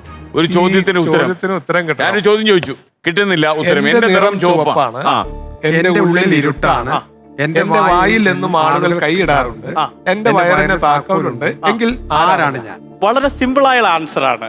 പക്ഷെ എനിക്ക് ഡയറക്റ്റ് ആയിട്ട് ഉത്തരം പറഞ്ഞു തരാൻ പറ്റില്ല, ബോസ് എന്നെ അടിക്കും. അതുകൊണ്ട് ഞാൻ കുറച്ച് ക്ലൂ തരും, അതിലൂടെ നിങ്ങൾ ഉത്തരം പറയും. ഒന്നാമത്തെ ക്ലൂ, ഇത് നമ്മൾ സ്ഥിരമായി ഒരു കാലത്ത് കാണാറുണ്ടായിരുന്നു. നമ്മുടെ കവലകളെയും ഗ്രന്ഥശാലകളെയും ഒക്കെ അലങ്കരിച്ചിരുന്നത് ഈ സാധനമാണ്. സോറി, ഞാൻ പുതിയ ആളാണ്. എന്നാൽ എന്റെ രണ്ടാമത്തെ ക്ലൂ, ഇതിൽ എന്തെങ്കിലും വന്നിട്ട് നമ്മുടെ വീട്ടിലേക്ക് ഒരാൾ കൊണ്ടുതരുമ്പോൾ നമുക്ക് ഒരുപാട് സന്തോഷവും അഭിമാനവും ഉണ്ടാകാറുണ്ട്. ഒരു സമയത്ത് ഇതിലൊരു സാധനം വരും, വേറൊരാൾ നമുക്ക് വേണ്ടി ഒരു സാധനം ഇതിലേക്ക് ഇടും, അത് വേറൊരാൾ നമ്മളെ വീട്ടിലേക്ക് കൊണ്ടുതരുമ്പോൾ നമുക്ക് ഒരുപാട് അഭിമാനവും സന്തോഷവും തോന്നാറുണ്ട്.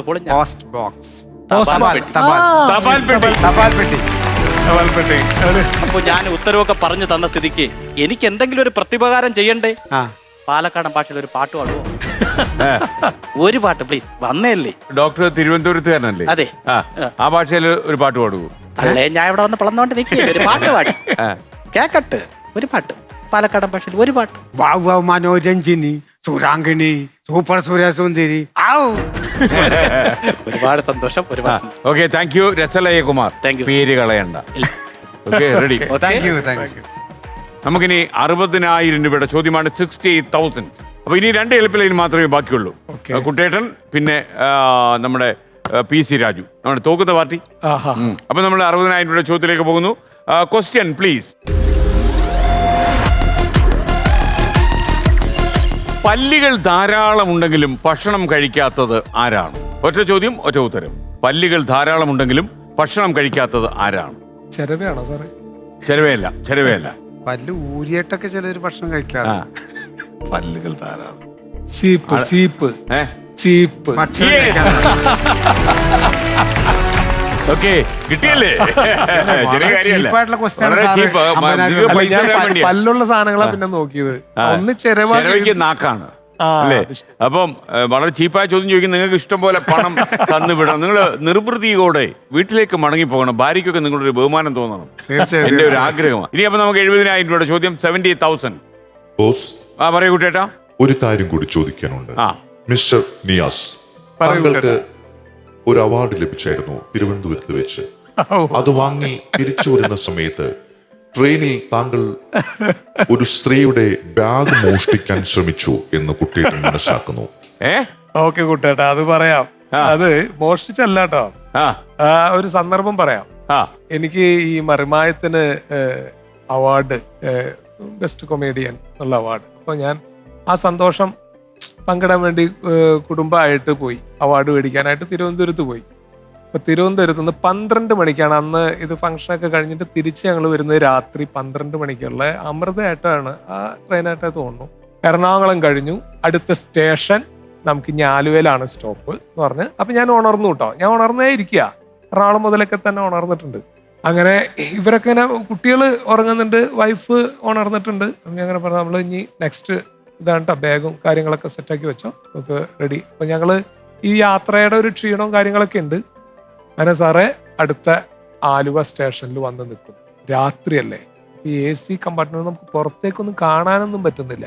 എടുത്തോന്ന് പറഞ്ഞു ബാഗും എടുക്ക് എന്ന് പറഞ്ഞ എല്ലാ സാധനങ്ങളും കെട്ടി. ആ ധൃതി ഉണ്ടല്ലോ, നമ്മള് ട്രെയിൻ നിർത്തി കഴിഞ്ഞാലുള്ള മക്കളോട് എണിക്ക് എന്നൊക്കെ പറഞ്ഞ് ഇതിനൊക്കെ എണീപ്പിച്ച് ചെന്ന് നോക്കിയപ്പോ സാറേ പ്ലാറ്റ്ഫോം ഇല്ല. അയ്യോ ഇപ്പുറത്തല്ല, അപ്പുറത്ത്. അപ്പൊ ഈ എന്താ ധാരണയൊക്കെ വിട്ടു. അപ്പുറത്ത് വേഗം ഡോറ് തുറക്കുന്ന് പറഞ്ഞാൽ അത് അടച്ചു വിട്ടേക്കും.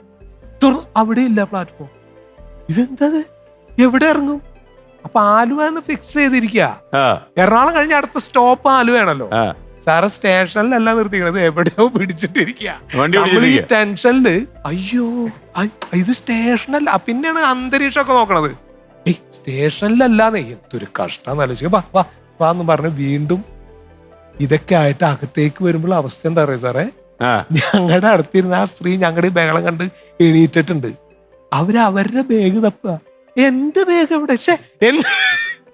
എന്റെ കയ്യില് ഞാൻ ഈ ലേഡീസ് ബാഗ് ഇതൊക്കെ കൂടി പെറക്കിയെടുത്തു. അപ്പോ ഇവളുടെ ബാഗാന്ന് വിചാരിച്ചു. ഒരു ലേഡീസ് ബാഗ്, അവരുടെ ബാഗാ.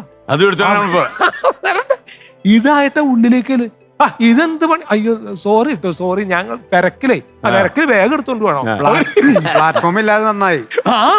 അവിടെ ഇറങ്ങി പോയെങ്കിൽ കളനായനെ. അതെ, എങ്കിൽ പ്രശ്നമായി പോനെ. ഈ പ്രളയത്തിനും ഇതേ അസുഖമായിരുന്നു. ബാഗ് മാറി ഈ വീട്ടിൽ എന്തോ ഒരു ബാഗിന്റെ പ്രശ്നമുണ്ട്. അങ്ങനെ ഇതൊക്കെ കൊടുത്ത് സോറിയൊക്കെ പറഞ്ഞിട്ട് പിന്നെ ഒരു 10 മിനിറ്റ് ഉള്ളൂ. ആ 10 മിനിറ്റ് ഉണ്ടല്ലോ സാറേ, ഒരു 10 അടിമുടി എത്തിച്ച് നോക്കിക്കാണേ. ഇവൻ പൊതുവെ കള്ളനായിരിക്കും. അവിടെ ഒന്നും പറയാൻ പോയില്ല. ഞാൻ ആർട്ടിസ്റ്റ് ആണ്, അവാർഡ് മേടിച്ചു തരാന്നൊന്നും വളരെ നന്നായി പറഞ്ഞാൽ പിന്നെ എന്റെ കൂടെ കിട്ടിയല്ലേ. ഓക്കെ, ഇനി നമ്മൾ 70,000 രൂപയുടെ ചോദ്യത്തിൽ കിടക്കുന്നു. Question please. ചോദ്യം ഇതാണ്: ഏത് മാസത്തിലാണ് മനുഷ്യർ ഏറ്റവും കുറച്ചുറങ്ങുന്നത്? ഫെബ്രുവരി. ഉറപ്പാണോ? അതെ. ശരിയാണ്. അതെന്താ കാര്യം എന്ന് മനസ്സിലായല്ലോ. എന്താ കാര്യം? ഏറ്റവും കുറച്ച് 29 മാക്സിമം വരാൻ പാടുള്ളൂ. ബാക്കി എല്ലാം 30, 31 ഉണ്ട്. എന്തായാലും ഇങ്ങനെയുള്ള ചോദ്യങ്ങൾ വരട്ടല്ലേ, കൂടുതൽ എളുപ്പത്തിലുള്ള ചോദ്യം. ചില സുഹൃത്തുക്കൾ പറഞ്ഞു എനിക്ക് വർഷങ്ങളായിട്ട് തോന്നാറുണ്ട്. അപ്പൊ 70,000 രൂപയുടെ ചോദ്യം ഉത്തരം പറഞ്ഞു കഴിഞ്ഞു. ഇനി നമ്മൾ 80,000 രൂപയുടെ ചോദ്യത്തിലേക്കാണ് കിടക്കുന്നത്. Question please. ചെയ്യാൻ ശ്രമിച്ചാൽ ശിക്ഷ ലഭിക്കുകയും ചെയ്താൽ ശിക്ഷിക്കാത്തതുമായ ഒരു പ്രവൃത്തി. ഏതാണ് ആ പ്രവൃത്തി? ചെയ്യാൻ ശ്രമിച്ചാൽ ശിക്ഷ ലഭിക്കും, എന്നാൽ ചെയ്താലോ ശിക്ഷിക്കാത്തതുമായ പ്രവൃത്തിയാണ്. 80,000 രൂപയുടെ ചോദ്യം കിട്ടിയോ? ആത്മഹത്യയാണോ സാറേ? അത് ശ്രമിച്ചിട്ടുണ്ടോ? ഇല്ല, ചെയ്യാൻ ശ്രമിച്ചാൽ അല്ല, ശിക്ഷ അത് കിട്ടുന്നറിയാം. കേട്ടപ്പോ തന്നെ, ആ. പക്ഷെ മരിച്ചു കഴിഞ്ഞാൽ പിന്നെ ശിക്ഷിക്കാൻ പറ്റില്ലല്ലോ. ഉത്തരം ശരിയാണ്. അതെന്തായാലും സൂപ്പറായി. അപ്പൊ 80,000 രൂപ കൈ കിട്ടി. ഇനി നമുക്ക് 1,00,000 രൂപയുടെ ചോദ്യമാണ്. 100,000 rupees. Be careful. ചോദ്യം ഇനി ഒരല്പം സീരിയസ് ആയിരിക്കും. ഓക്കെ, ക്വസ്റ്റ്യൻ ശ്രദ്ധിച്ചോളൂ. ചോദ്യം വരുന്നു. ഒരു രാജ്യത്തിന്റെ പേര് തന്നെ തൂലികാനാമമാക്കിയ ഒരു സാഹിത്യകാരനുണ്ട്. ആരാണ് ആ സാഹിത്യകാരൻ? ഒരു രാജ്യത്തിന്റെ പേരാണ് അദ്ദേഹത്തിന്റെ തൂലികാനാമം. പറഞ്ഞു തെറ്റിക്കരുത്, കാരണം നേരത്തെ കിട്ടിയതിന്റെ 10%മായി എങ്കക്കാട് പിടിക്കും. നമുക്കിനി ഹെൽപ്പ് ചെയ്യാൻ ആരുള്ളത്? ഇനി PC രാജു ഉണ്ട്, കുട്ടേട്ടനുണ്ട്. പറഞ്ഞ പ്രശ്നമാണ് അല്ലേ? പറഞ്ഞ തെറ്റിയ പ്രശ്നമാണ്. തെറ്റിയ പ്രശ്നം. തെറ്റിയപ്പോഴേ പോയി ഔട്ട്. അല്ലേ? PC രാജു ചേട്ടനെ വിളിക്കാം നമുക്ക്. Please connect me to PC Raju. Hello hello. Raj സാറേ, സുഖമാണോ? സുഖമാണ് സാർ. ഇപ്പൊ ഇവിടെ ഒരു ചെറിയ പ്രശ്നം വന്നിരിക്കുക, കുഴമറിഞ്ഞു. ചോദിക്കണം സാർ. അതായത് ചോദ്യം ഇതാണ്. ഒരു രാജ്യത്തിന്റെ പേര് തന്നെ തൂലികാനാമമാക്കിയ ഒരു എഴുത്തുകാരനുണ്ട്. ആരാണ് ആ സാഹിത്യകാരൻ? ഇത് വളരെ എളുപ്പമായ ഒരു ഉത്തരമാണ് കേട്ടോ ഇത്. നവാസ്, നിയാസ്, നമസ്കാരം. നമസ്കാരം. നിങ്ങൾ വിചാരിച്ചാൽ തീർച്ചയായിട്ടും ഇതിന്റെ ഉത്തരം പറയാൻ കഴിയുന്നതാണ്. ഇത് 2 വാക്കുകൾ ചേരുന്ന ഒരു ഉത്തരമാണ്. നമ്മുടെ അയൽ രാജ്യമാണ് ഇത്. മണിയമ്പിള്ള രാജു ചേട്ടൻ മിന്നാരം എന്ന സിനിമയിൽ മകൾ ആരുടേതെന്ന് പറയാനായിട്ട് വരുമ്പോൾ ഇതിന്റെ ഒരു ചെറിയ വാക്ക് പറയാറുണ്ട്. അതൊന്ന് ഓർത്തു നോക്കി. എന്താണ് മണിയമ്പിള്ള രാജു ചേട്ടൻ മിന്നാരം സിനിമയിൽ വന്ന് പറയുന്നത്?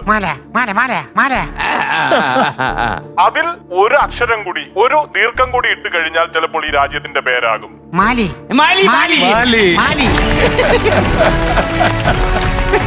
ഓക്കെ, ഉത്തരം ശരിയാണ്. മാലി മാധവൻ നായർ എന്നാണ് അദ്ദേഹത്തിന്റെ പേര്. ബാലസാഹിത്യ രചനയാണ് അദ്ദേഹത്തിന്റെ. കൂടുതൽ കുട്ടികൾക്ക് വേണ്ടി ഒരുപാട് ഗ്രന്ഥങ്ങൾ എഴുതിയ ആളാണ്. നിങ്ങൾ എന്തായാലും വില്യം ഷേക്സ്പിയർ അങ്ങനെ പോയി. ഞാൻ തകഴി ശിവശങ്കർ. അല്ല, ഞാൻ ഈ സ്ഥലത്ത് വിട്ടിട്ട് പോയത്, ബർണാക്ഷയിലേക്ക് പോയത്. എന്തായാലും നിയാസ ഭേദം ഒന്നുമില്ല, തകഴിക്കിടത്ത് ഇറങ്ങിയത്. ഓക്കെ, അപ്പൊ നമുക്ക് 1,00,000 രൂപ. ഇനി 2,00,000 രൂപയുടെ ചോദ്യമാണ്. Question please. അമേരിക്കൻ പ്രസിഡന്റ് സ്ഥാനാർത്ഥി കമല ഹാരിസ് ഏത് സംസ്ഥാനത്തു നിന്നുള്ള സെനറ്റർ ആയിരുന്നു? ഏത് സംസ്ഥാനത്ത്? ഇപ്പൊ വൈസ് പ്രസിഡന്റാണ് അമേരിക്കയില്. ഇനി പ്രസിഡന്റ് സ്ഥാനാർത്ഥിയായി ഡൊണാൾഡ് ട്രംപിനെതിരായിട്ട് മത്സരിക്കാൻ പോകുന്ന കമൽ ഹാരിസ് ഏത് സംസ്ഥാനത്തു നിന്നുള്ള സെനറ്റർ ആയിരുന്നു? അമേരിക്കൻ പ്രസിഡന്റായ ജോ ബൈഡൻ പിൻവാങ്ങിയപ്പോഴാണ് നറുക്ക് ഇന്ത്യൻ വംശീയയായ കമല ഹാരിസിന് വീണിരിക്കുന്നത്. എന്തായാലും ഈ കാശ് കിട്ടാൻ പോകുന്നില്ല. ആലോചിക്കേണ്ട ആവശ്യം തന്നെ ഇല്ല. ആലോചിച്ചോളൂ. ഒരു സഹായ പദ്ധതി ഉണ്ട്, ബാക്കിയുണ്ട്. കുട്ടേട്ടനോട് ചോദിക്കാം. കുട്ടേട്ട എന്തായിരിക്കും ഇതിന്റെ? തീർച്ചയായിട്ടും നിങ്ങളെ രണ്ടുപേരെയും സഹായിക്കാൻ സാധിക്കും. ആദ്യം ഞാനൊരു ക്ലൂ പറയാം. അതിനുശേഷം നിങ്ങൾക്ക് പറയാൻ സാധിച്ചില്ലെങ്കിൽ ആൻസർ പറഞ്ഞു തരാം. നാടോടിക്കാറ്റ് എന്ന ചിത്രത്തിൽ മാമുക്കോയ ഈ സ്ഥലത്തിനെ കുറിച്ച് കൃത്യമായി പറയുന്നുണ്ട്. കാലിഫോർണിയക്കുള്ള ഉരുവാണ് ഇപ്പൊ പുറപ്പെടാൻ പോകുന്നത്. വളരെ കറക്റ്റ് ആയിട്ടുള്ള കാലിഫോർണിയ. ബാക്കി കൂടെ ഒന്ന് പറഞ്ഞേ. അവിടെ ചെന്ന് കഴിഞ്ഞാൽ പ്രത്യേകിച്ച് നിങ്ങൾ ശ്രദ്ധിക്കേണ്ടത്, നിങ്ങളുടെ അടുത്ത് അസ്സലാമു അലൈക്കും എന്ന് ചോദിക്കും. അപ്പോൾ ഉടനെ തന്നെ വാലൈക്കും മുസ്സലാം എന്ന് പറയണം. ഒന്ന് പറഞ്ഞു നോക്കൂ. അസ്സലാമു അലൈക്കും വാലൈക്കും മുസ്സലാം. മതി. ഇനിയിപ്പോ അവിടെ ചാടിയാ മതി. സന്തോഷം. 2,00,000 രൂപയ്ക്കുള്ള ഉത്തരമായി. ഇനിയിപ്പോ ഒരു ഹെൽപ്പ് ലൈനും ഇല്ല. 3 എണ്ണം കഴിഞ്ഞു. ഇനി നിങ്ങൾ ഒറ്റയ്ക്കൊറ്റയ്ക്ക് പോരാടണം. 2 പേരുടെ സംഘമായിട്ടോ അല്ലെങ്കിൽ ഒറ്റയ്ക്കോ പോരാടിക്കോളൂ. All the best. ഇനി 3,00,000 രൂപയുടെ ചോദ്യമാണ്. 2 പേരുടെ സംഘമായിട്ടോ അല്ലെങ്കിൽ ഒറ്റയ്ക്കോ പോരാടിക്കോളൂ. All the best. ഇനി 3,00,000 രൂപയുടെ ചോദ്യമാണ്.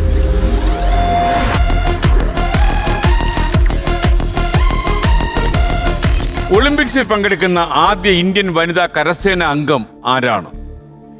സാറെ പറയുന്നൊന്നും തോന്നരുത്. ഈ വക കാര്യങ്ങളില് പൈസ വെറുതെ കിട്ടും. അല്ല, ഫുട്ബോളൊക്കെ നന്നായിട്ട് കളിക്കും. അത് ശരി, ഞങ്ങളെ കൊണ്ട് ഇത്ര മെമിക്രൊക്കെ പറയിപ്പിച്ചിട്ട് 3,00,000 രൂപ. സ്പോർട്സില് ഈ ഗെയിമില് ഫുട്ബോളാണ് ഏറ്റവും ഹരായിട്ടുള്ള ഒരു കളി എന്ന് പറയുന്നത്. ബാക്കിയൊക്കെ ലെവലാ. അല്ലെ, കളിക്കാരനാണോ നവാസ്?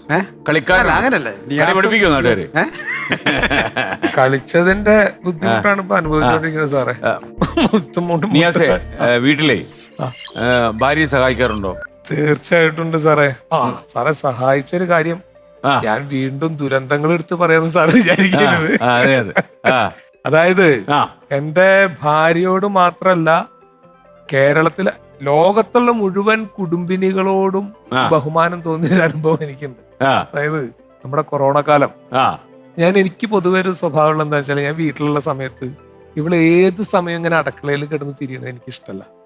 കുറച്ച് സമയമൊക്കെ ഒന്ന് നമ്മുടെ അടുത്തോ അല്ലെങ്കിൽ വേറെ ഒന്ന് സിനിമ കാണാൻ ഇരിക്കാനോ അല്ലെങ്കിൽ അങ്ങനെയൊക്കെ ഒന്ന് ഉണ്ടാവണം നമ്മുടെ അടുത്ത്. ഇങ്ങനെ എപ്പോ നോക്കിയാലും ഇവളാണ് വെച്ചെങ്കിൽ ഫുൾ ടൈം വീട് വൃത്തിയാക്കുക, വീടിന്റെ പണി, അത് കഴിഞ്ഞ് ചെടിയുടെ മുകളിലേക്ക് ഇറങ്ങും. അത് ഇങ്ങനെ പുള്ളി ഇങ്ങനെ റോന്തൂറ്റി നടക്കുന്ന ഒരാളാ. അപ്പൊ ഞാൻ എപ്പോഴും പറയാറുണ്ട്, പിന്നെ നിന്റെ പണി കഴിഞ്ഞില്ലേ, ഇതിന് മാത്രം എന്ത് പണിയാ ഇവിടെ ഉള്ളത് എന്നൊക്കെ ചോദിച്ചാൽ എപ്പോഴും ചോറ് വയ്ക്കാൻ ഇത്രയും നേരം വേണോ? ഞാൻ എപ്പോഴും ചമ്മന്തി അരച്ചു അല്ലെങ്കിൽ ഒരു ചെറിയ രസം ഉണ്ടാക്കി അതുപോലെ. പക്ഷെ ടേബിളിൽ വരുമ്പോ വിവരം അറിയും. അല്ല സാറേ, അല്ല പൊതുവെ എനിക്ക് ഇങ്ങനെ എപ്പോഴും ഞാൻ അങ്ങനെ ഇതായിട്ട് പറയാറ്. എപ്പോഴും ചോദിക്കും നിന്റെ പണി ഇനിയും കഴിഞ്ഞില്ലേ. അതെ, കൊറോണ വീട്ടിൽ ആദ്യം എത്തിയത് ഹസീനാക്കാണ്. ഹസീന കൊറോണ വന്ന് കിടന്നതോടുകൂടെ മക്കളെ രണ്ടുപേരെയും ഉമ്മയുടെ അടുത്തേക്ക് പറഞ്ഞു വിട്ടു, നിങ്ങൾ അവിടെ നിന്നാ മതി, അപ്പൊ അവിടെ നിന്നോളാം, ഞാൻ ശുശ്രൂഷിച്ചോളാം കാര്യങ്ങളൊക്കെ. എനിക്ക് അത്യാവശ്യമൊക്കെ ഭക്ഷണം വെക്കാനുള്ള കാര്യങ്ങളൊക്കെ അറിയാം, കാര്യങ്ങളൊക്കെ എനിക്കറിയാം. അതെങ്ങനെ പഠിച്ചു? വീട്ടിൽ ഞങ്ങൾ ആമക്കൾ മാത്രമല്ല, ജന്മവാസന. അതെ, അങ്ങനെ ഇവള് കിടന്നതോടുകൂടെ ഞാൻ ഈ പരിപാടികൾ ഏറ്റെടുക്കണമല്ലോ, അടക്കളപ്പണി. അങ്ങനെ രാവിലെ ചായ വെക്കുക, അതിനെന്തെങ്കിലും ഒരു പലഹാരം ഉണ്ടാക്കുക, അത് കഴിഞ്ഞ ഉച്ചയ്ക്ക് ഭക്ഷണം വെക്കുക, അതിന്റെ പാത്രങ്ങൾ കഴുകുക, എന്തെങ്കിലും ഒരു കറി വെക്കുക, അത് പാത്രം കഴുകുക. അപ്പോഴത്തേക്കും 4 മണിക്ക് ചായ എന്തെങ്കിലും ഉണ്ടാക്കണം, വിശപ്പും ഉണ്ടാവും. അങ്ങനെ അവസാനം ഈ ഭക്ഷണം ഉണ്ടാക്കുക, പാത്രം കഴുകുക കഴിഞ്ഞിട്ട് അടുത്ത പരിപാടിക്ക് നീങ്ങാൻ പറ്റില്ല. 3 ദിവസം വീടിന്റെ അകം അടിച്ചു വാരാതൊക്കെ നോക്കി. കാരണം പിന്നെ പൊടിയൊക്കെ വരുമല്ലോ. ഈ അടുക്കളയിൽ എന്തെങ്കിലുമൊക്കെ ചെയ്യുമ്പോൾ ഈ നാളികേരം ചിരക്കണേന്റെ സംഗതി അതൊക്കെ മെല്ലെ മെല്ലെ അകത്തേക്കൊക്കെ വന്നു തുടങ്ങും. അപ്പൊ ഈ വീട്ടിലെ പണികള് എന്താന്നുള്ളൊരു കൃത്യം സംഗതി എനിക്ക് തീരുന്നില്ല. ഇതിനിടയ്ക്കാണ് ഇവള്, ഞാനപ്പത് ആലോചിച്ചപ്പോ ഇവള് എങ്ങനെയാണ് ഇതിനിടയ്ക്ക് വാഷ് ചെയ്യാൻ പോയിരുന്നത്, തുണി വാഷ് ചെയ്യാൻ പോകും, ഇവിടെ തുടയ്ക്കും, പിന്നെ അത് കഴിഞ്ഞ് സ്കൂളിൽ കുട്ടികളുടെ എന്തെങ്കിലും മീറ്റിംഗ് പരിപാടി അതിന് ഓടും, എന്തെങ്കിലും പച്ചക്കറി മേടിക്കണമെങ്കിൽ അതിന് ഇവള് സ്കൂട്ടർ എടുത്തിട്ട് പോവാറുണ്ട്. അപ്പൊ ഏത് സമയമാണ് ഇത് ചെയ്തേരുന്നത് എന്നുള്ള ആലോചനയെ എനിക്ക് ഒരു കാരണവശാലും നമുക്ക് പറ്റില്ല സാറേ. ഇല്ല, അഭിനയിക്കല്ലാതെ വേറൊരു പരിപാടി നമുക്ക് നടക്കില്ല എന്ന് അടിയറവ് പറഞ്ഞ് അവളുടെ കാലിൽ ഞാൻ പറഞ്ഞു. കിടക്കുന്ന ആള് ചോദിച്ചോ ഇതുവരെയും കഴിഞ്ഞില്ലയോ? അത് ചോദിക്കാൻ അവൾക്ക് ശ്വാസം ഉണ്ടായിരുന്നെങ്കിൽ ഉറപ്പായിട്ട് ചോദിച്ചത്. കോവിഡ് ആളിനെ മര്യാദ പഠിപ്പിച്ചിട്ടുണ്ട്, ഒരുപാട് കെട്ടിവിട്ടുപോയി. അതുകൊണ്ട് എല്ലാ കുടുംബിനികളെയും ഇവിടെ അതുകൊണ്ട് കൊറോണ ആണെങ്കിലും ഇനി ഭൂകമ്പമാണെങ്കിലും കൂടെ നിന്ന് സഹായിച്ച ഒരു പ്രശ്നമുണ്ട്. നമ്മള് കഥ പറഞ്ഞപ്പോ ചോദ്യം മറന്നുകൊണ്ട് ഒളിമ്പിക്സിൽ പങ്കെടുക്കുന്ന ആദ്യ ഇന്ത്യൻ വനിതാ കരസേന അംഗം ആരാണെന്നായിരുന്നു ചോദ്യം. 3 ലക്ഷം രൂപയുടെ കോസ്റ്റ്ലി ക്വസ്റ്റ്യൻ ആണിത്. നമ്മുടെ ബാക്കി ഹെൽപ്പ് ചെയ്യുന്നവരെല്ലാം ഇനിയിപ്പോ ഹെൽപ്പ് ചെയ്യാൻ നമ്മള് സ്വന്തമായിട്ട് ഹെൽപ്പ് ചെയ്യാൻ മാത്രമായിട്ട് അവരെല്ലാം പോയി. ഇതിന് ഉത്തരം പറഞ്ഞ് തെറ്റിയാൽ നിങ്ങൾക്ക് ലഭിക്കാൻ പോകുന്നത് 20,000 രൂപയാണ്. അത്രയും കിട്ടും. തീർച്ചയായിട്ടും. നിങ്ങൾ വിജയിച്ചാലോ 3 ലക്ഷം രൂപ നിങ്ങളെ കാത്തിരിക്കുന്നു, 3 lakhs. പിന്നെ ഒരു മാർഗം എന്ന് പറഞ്ഞാൽ നിങ്ങൾ വിജയകരമായി പിന്മാറുന്നു. അങ്ങനെ വന്നാൽ നമ്മള് അറിയാത്തൊരു കാര്യത്തിന് വേണ്ടിയിട്ട് ഈ ആത്മാഭിമാനം എന്നൊക്കെ പറഞ്ഞ് ഈഗോ, അതെ അങ്ങനെ സംഭവങ്ങളൊക്കെ പറഞ്ഞ് പറഞ്ഞു നോക്കാൻ വേണ്ടി പോണെങ്കിൽ പോകട്ടെ, എനിക്കത് അങ്ങനെ പ്രശ്നങ്ങളൊന്നുമില്ല. അങ്ങനെയുള്ള പ്രശ്നങ്ങളല്ല. പിന്മാറുന്നത് ആ 3 ലക്ഷമെങ്കിലും പോകല്ലേ അതുകൊണ്ടുമല്ല. അതുകൊണ്ടല്ല, എനിക്ക് പൈസക്ക് ആവശ്യമുണ്ട് സാറേ, അതുകൊണ്ട് അല്ല അത്യാവശ്യം 20,000 പോരാ. അല്ല എനിക്ക് ആവശ്യമുണ്ടെന്ന്. മോളെ കെട്ടിച്ചു കഴിഞ്ഞു, മോനെ ഏകദേശം വലുതായി, ഒരു സംഭവമായി. ഇനി വേറെ വീട്ടിൽ പ്രത്യേകിച്ച് കൊണ്ടുവരുന്ന കാശ് എന്ത് ചെയ്യണമെന്ന് അറിയാതെ ഓടി നടക്കുന്ന ആള്. എനിക്കിനി 3 മക്കളുണ്ട്. അതെ, ഞാനാണത് പറയേണ്ടത്. അപ്പൊ എന്താന്നറിയോ, ഇപ്പൊ അല്ല അങ്ങനെ പറയുന്നത് നല്ലതാണ്, പിന്നെ വേറെ ഒരുപാട് വേറൊന്നും അറിയണ്ട. അപ്പൊ നമ്മൾ എന്താ തീരുമാനം പറഞ്ഞോളൂ. അല്ല, നമ്മൾ വളരെ അഭിമാനത്തോടെ സന്തോഷത്തോടെ പിൻവാങ്ങും. ഓക്കേ, നമ്മള് അപ്പൊ ഈ താരത്തിന്റെ പേരല്ലേ അറിഞ്ഞാൽ കൊള്ളാം. പിന്നെ അതറിയണം. ജാസ്മിൻ ലംബോറിയ എന്നാണ് ഈ താരത്തിന്റെ പേര്. എത്ര നന്നായി ഇന്ത്യൻ ബോക്സറാണ്. ഒളിമ്പിക്സിൽ പങ്കെടുക്കുന്ന ആദ്യ ഇന്ത്യൻ വനിതാ കരസേനാംഗമാണ്. ഈ ഒളിമ്പിക്സിലാണ് ഇപ്പൊ പാരീസിൽ നടക്കുന്ന ഒളിമ്പിക്സിലാണ് പങ്കെടുക്കാൻ പോകുന്നത്. ഇങ്ങനെ കാണിച്ചിട്ട് പോലും വായിക്കാൻ പറ്റില്ല. നമ്മൾ പറയാം, നമ്മളെ മനഃപൂർവ്വം തെറ്റിക്കാൻ വേണ്ടിയുള്ള പരിപാടിയായിരുന്നു അല്ലേ. ഓക്കെ, അപ്പൊ നമുക്ക് 1 ലക്ഷം രൂപയുടെ നമുക്ക് ഈ വിജയകരമായ മത്സരം നമ്മളോട് അവസാനിപ്പിക്കുന്നു. Thank you so much. Okay, നവാസെ, ജാനകിയമ്മ നന്നായിട്ട് പാടി അവതരിപ്പിക്കും എന്ന് എനിക്കറിയാം. ജാനകിയമ്മ അല്ലാതെ ഏത് ആർട്ടിസ്റ്റിന്റെ ഒരു പാട്ട് പാടാൻ വരും? അത് മെയിലും ഫീമെയിലും വേണം കേട്ടോ. വാണി ജയറാം. ആ, അത്ര വിത്തൊന്നും പറയാൻ പറ്റില്ല. ആ ഒരു ഫീല് നമ്മുടെ ജയത്തിന്റെ മാഷിന്റെ കൂടെ തന്നെ പാടിയുള്ള ഒരു പാട്ട്. ഓക്കെ, ഇത് പാട്ടായിരിക്കും ഉണ്ടായിട്ടുള്ള ഒരു ഗാനമായിരുന്നു. അവര് ലേറ്റസ്റ്റ് പാടി ഓലഞ്ഞാലിക്കുരുവി. ആ, ഓക്കെ ഓക്കെ. ഓലഞ്ഞാലിക്കുരുവി ഇളം കാറ്റിലാടി വരുന്നീ,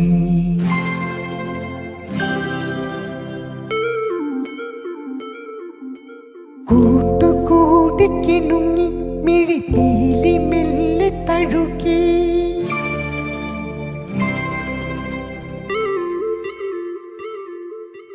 ഓലഞ്ഞാലിക്കുരുവി ഇളം കാറ്റിലാടി വരുന്നീ, കൂട്ടുകൂടി കിണുങ്ങി മിഴിപ്പീലി മെല്ലെ തഴുകി, നറുചിരി 4 മണി പൂവ് പോൽ വിരിഞ്ഞുവോ, ചെറുമഴത്തണ്ടു നീട്ടി വന്നെടുത്തു നിന്നു, മണിമധുരം നുണയും കനവിൻ മഴയിലോ നനയും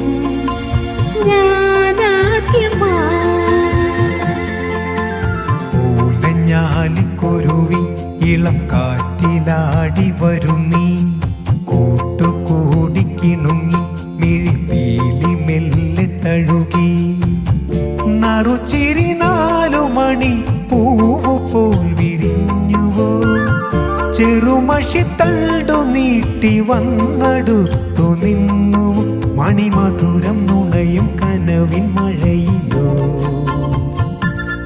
നനയും ഞാനാദ്യമായി.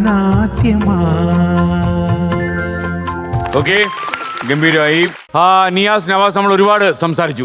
കുറെ കാര്യങ്ങൾ നിങ്ങൾ ഓർമ്മയിൽ തപ്പി തടഞ്ഞ് കുറെ കാര്യങ്ങളൊക്കെ പറഞ്ഞു. പ്രേക്ഷകർക്ക് ഇഷ്ടമായി കാണും. നമുക്കൊരു കാര്യം, നമുക്കൊരു അടിച്ചുപൊളി പാട്ടിൽ അവസാനിപ്പിച്ചാലോ? നമ്മൾ അടിച്ചുപൊളിച്ച് ഒരു കൂട്ടപ്പാട്ട്. പിന്നെ ഞാനില്ലല്ലേ, ഓക്കെ, റെഡി? അപ്പൊ നമുക്ക് താനോ താനിന്താനോ താനിന്നാനോ തനതനതാനോ താനിന്താനോ താനിന്നാനോ, താനോ താനിന്താനോ താനിന്നാനോ തനതനതാനോ താനിന്താനോ താനിന്നാനോ, ഞാനുണ്ട് അഴുകനും തോട്ട് വരുമ്പേ പോകുമ്പോ തോട്ട് വരമ്പത്തൊരു ചക്കത്തുണ്ടം, ചക്കത്തുണ്ടം കൊണ്ടെന്ന് നെഞ്ചില് മുക്കി തിന്നുമ്പം വിളക്കത്തെ പാറ്റ പോലെ എന്റെ അമ്മോസിനും വന്നേ, താനോ താനിന്താനോ താനിന്നാനോ തനതനതാനോ താനിന്താനോ താനിന്നാനോ, വെള്ളക്കാരൻ സാറ്റും ബ്രാക്കള് വല്ലാത്തൊരു സൂത്രക്കാരൻ തേർത്ത പോലൊരു തീവണ്ടിയല്ലേ ഊകിപ്പായണത്, താനോ താനിന്താനോ താനിന്നാനോ തനതനതാനോ താനിന്താനോ താനിന്നാനോ, കത്തിക്കാൻ കാസലേറ്റ് തൂക്കാൻ വിധിക്കാൻ മൈസ്രേറ്റ് അന്ന ഞങ്ങള് കൊണ്ടുപോകും കോയമ്പത്തൂര്, താനോ താനിന്താനോ താനിന്നാനോ തനതനതാനോ താനിന്താനോ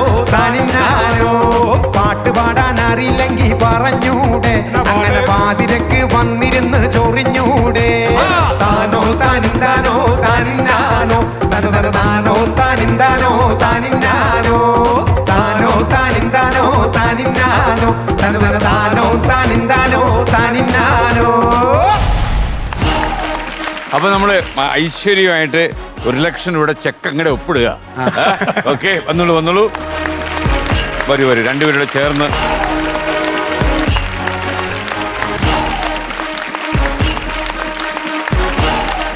അപ്പൊ നിയാസെ, സന്തോഷം. കുറെ കാലത്തിന് ശേഷമാണ് നമ്മൾ കണ്ടത്. അപ്പൊ ഇനി നമ്മള് വഴിയിൽ വെച്ച് എവിടെയെങ്കിലും വെച്ച് കാണും. അപ്പൊ ഇതുവഴി താങ്ക് യു. ഒരുപാട് കാലമായി എനിക്ക് നേരിട്ടറിയാവുന്ന 2 സഹോദരങ്ങളാണ് ഈ നവാസും നിയാസും. പക്ഷേ ഇവിടെ വന്ന് ഈ പരിപാടി ശ്രദ്ധിക്കുമ്പോൾ പ്രേക്ഷകരെ പോലെ എനിക്കും ഫീൽ ചെയ്ത ഒരു കാര്യമുണ്ട്. ചേരുംപടി ചേർന്ന പോലെ. മാച്ച് ദ ഫോളോയിങ് എന്നൊക്കെ നമ്മൾ പറയില്ലേ, സയാമ ചിരട്ടുകൾ പോലെയായിരുന്നു രണ്ടുപേരും. സംഭവം സൂപ്പറായി. ഇനി നമുക്ക് മറ്റൊരു മത്സരാർത്ഥിയുമായി ഇനി നാളെ കാണാം രാത്രി 9 മണിക്ക്. Good bye.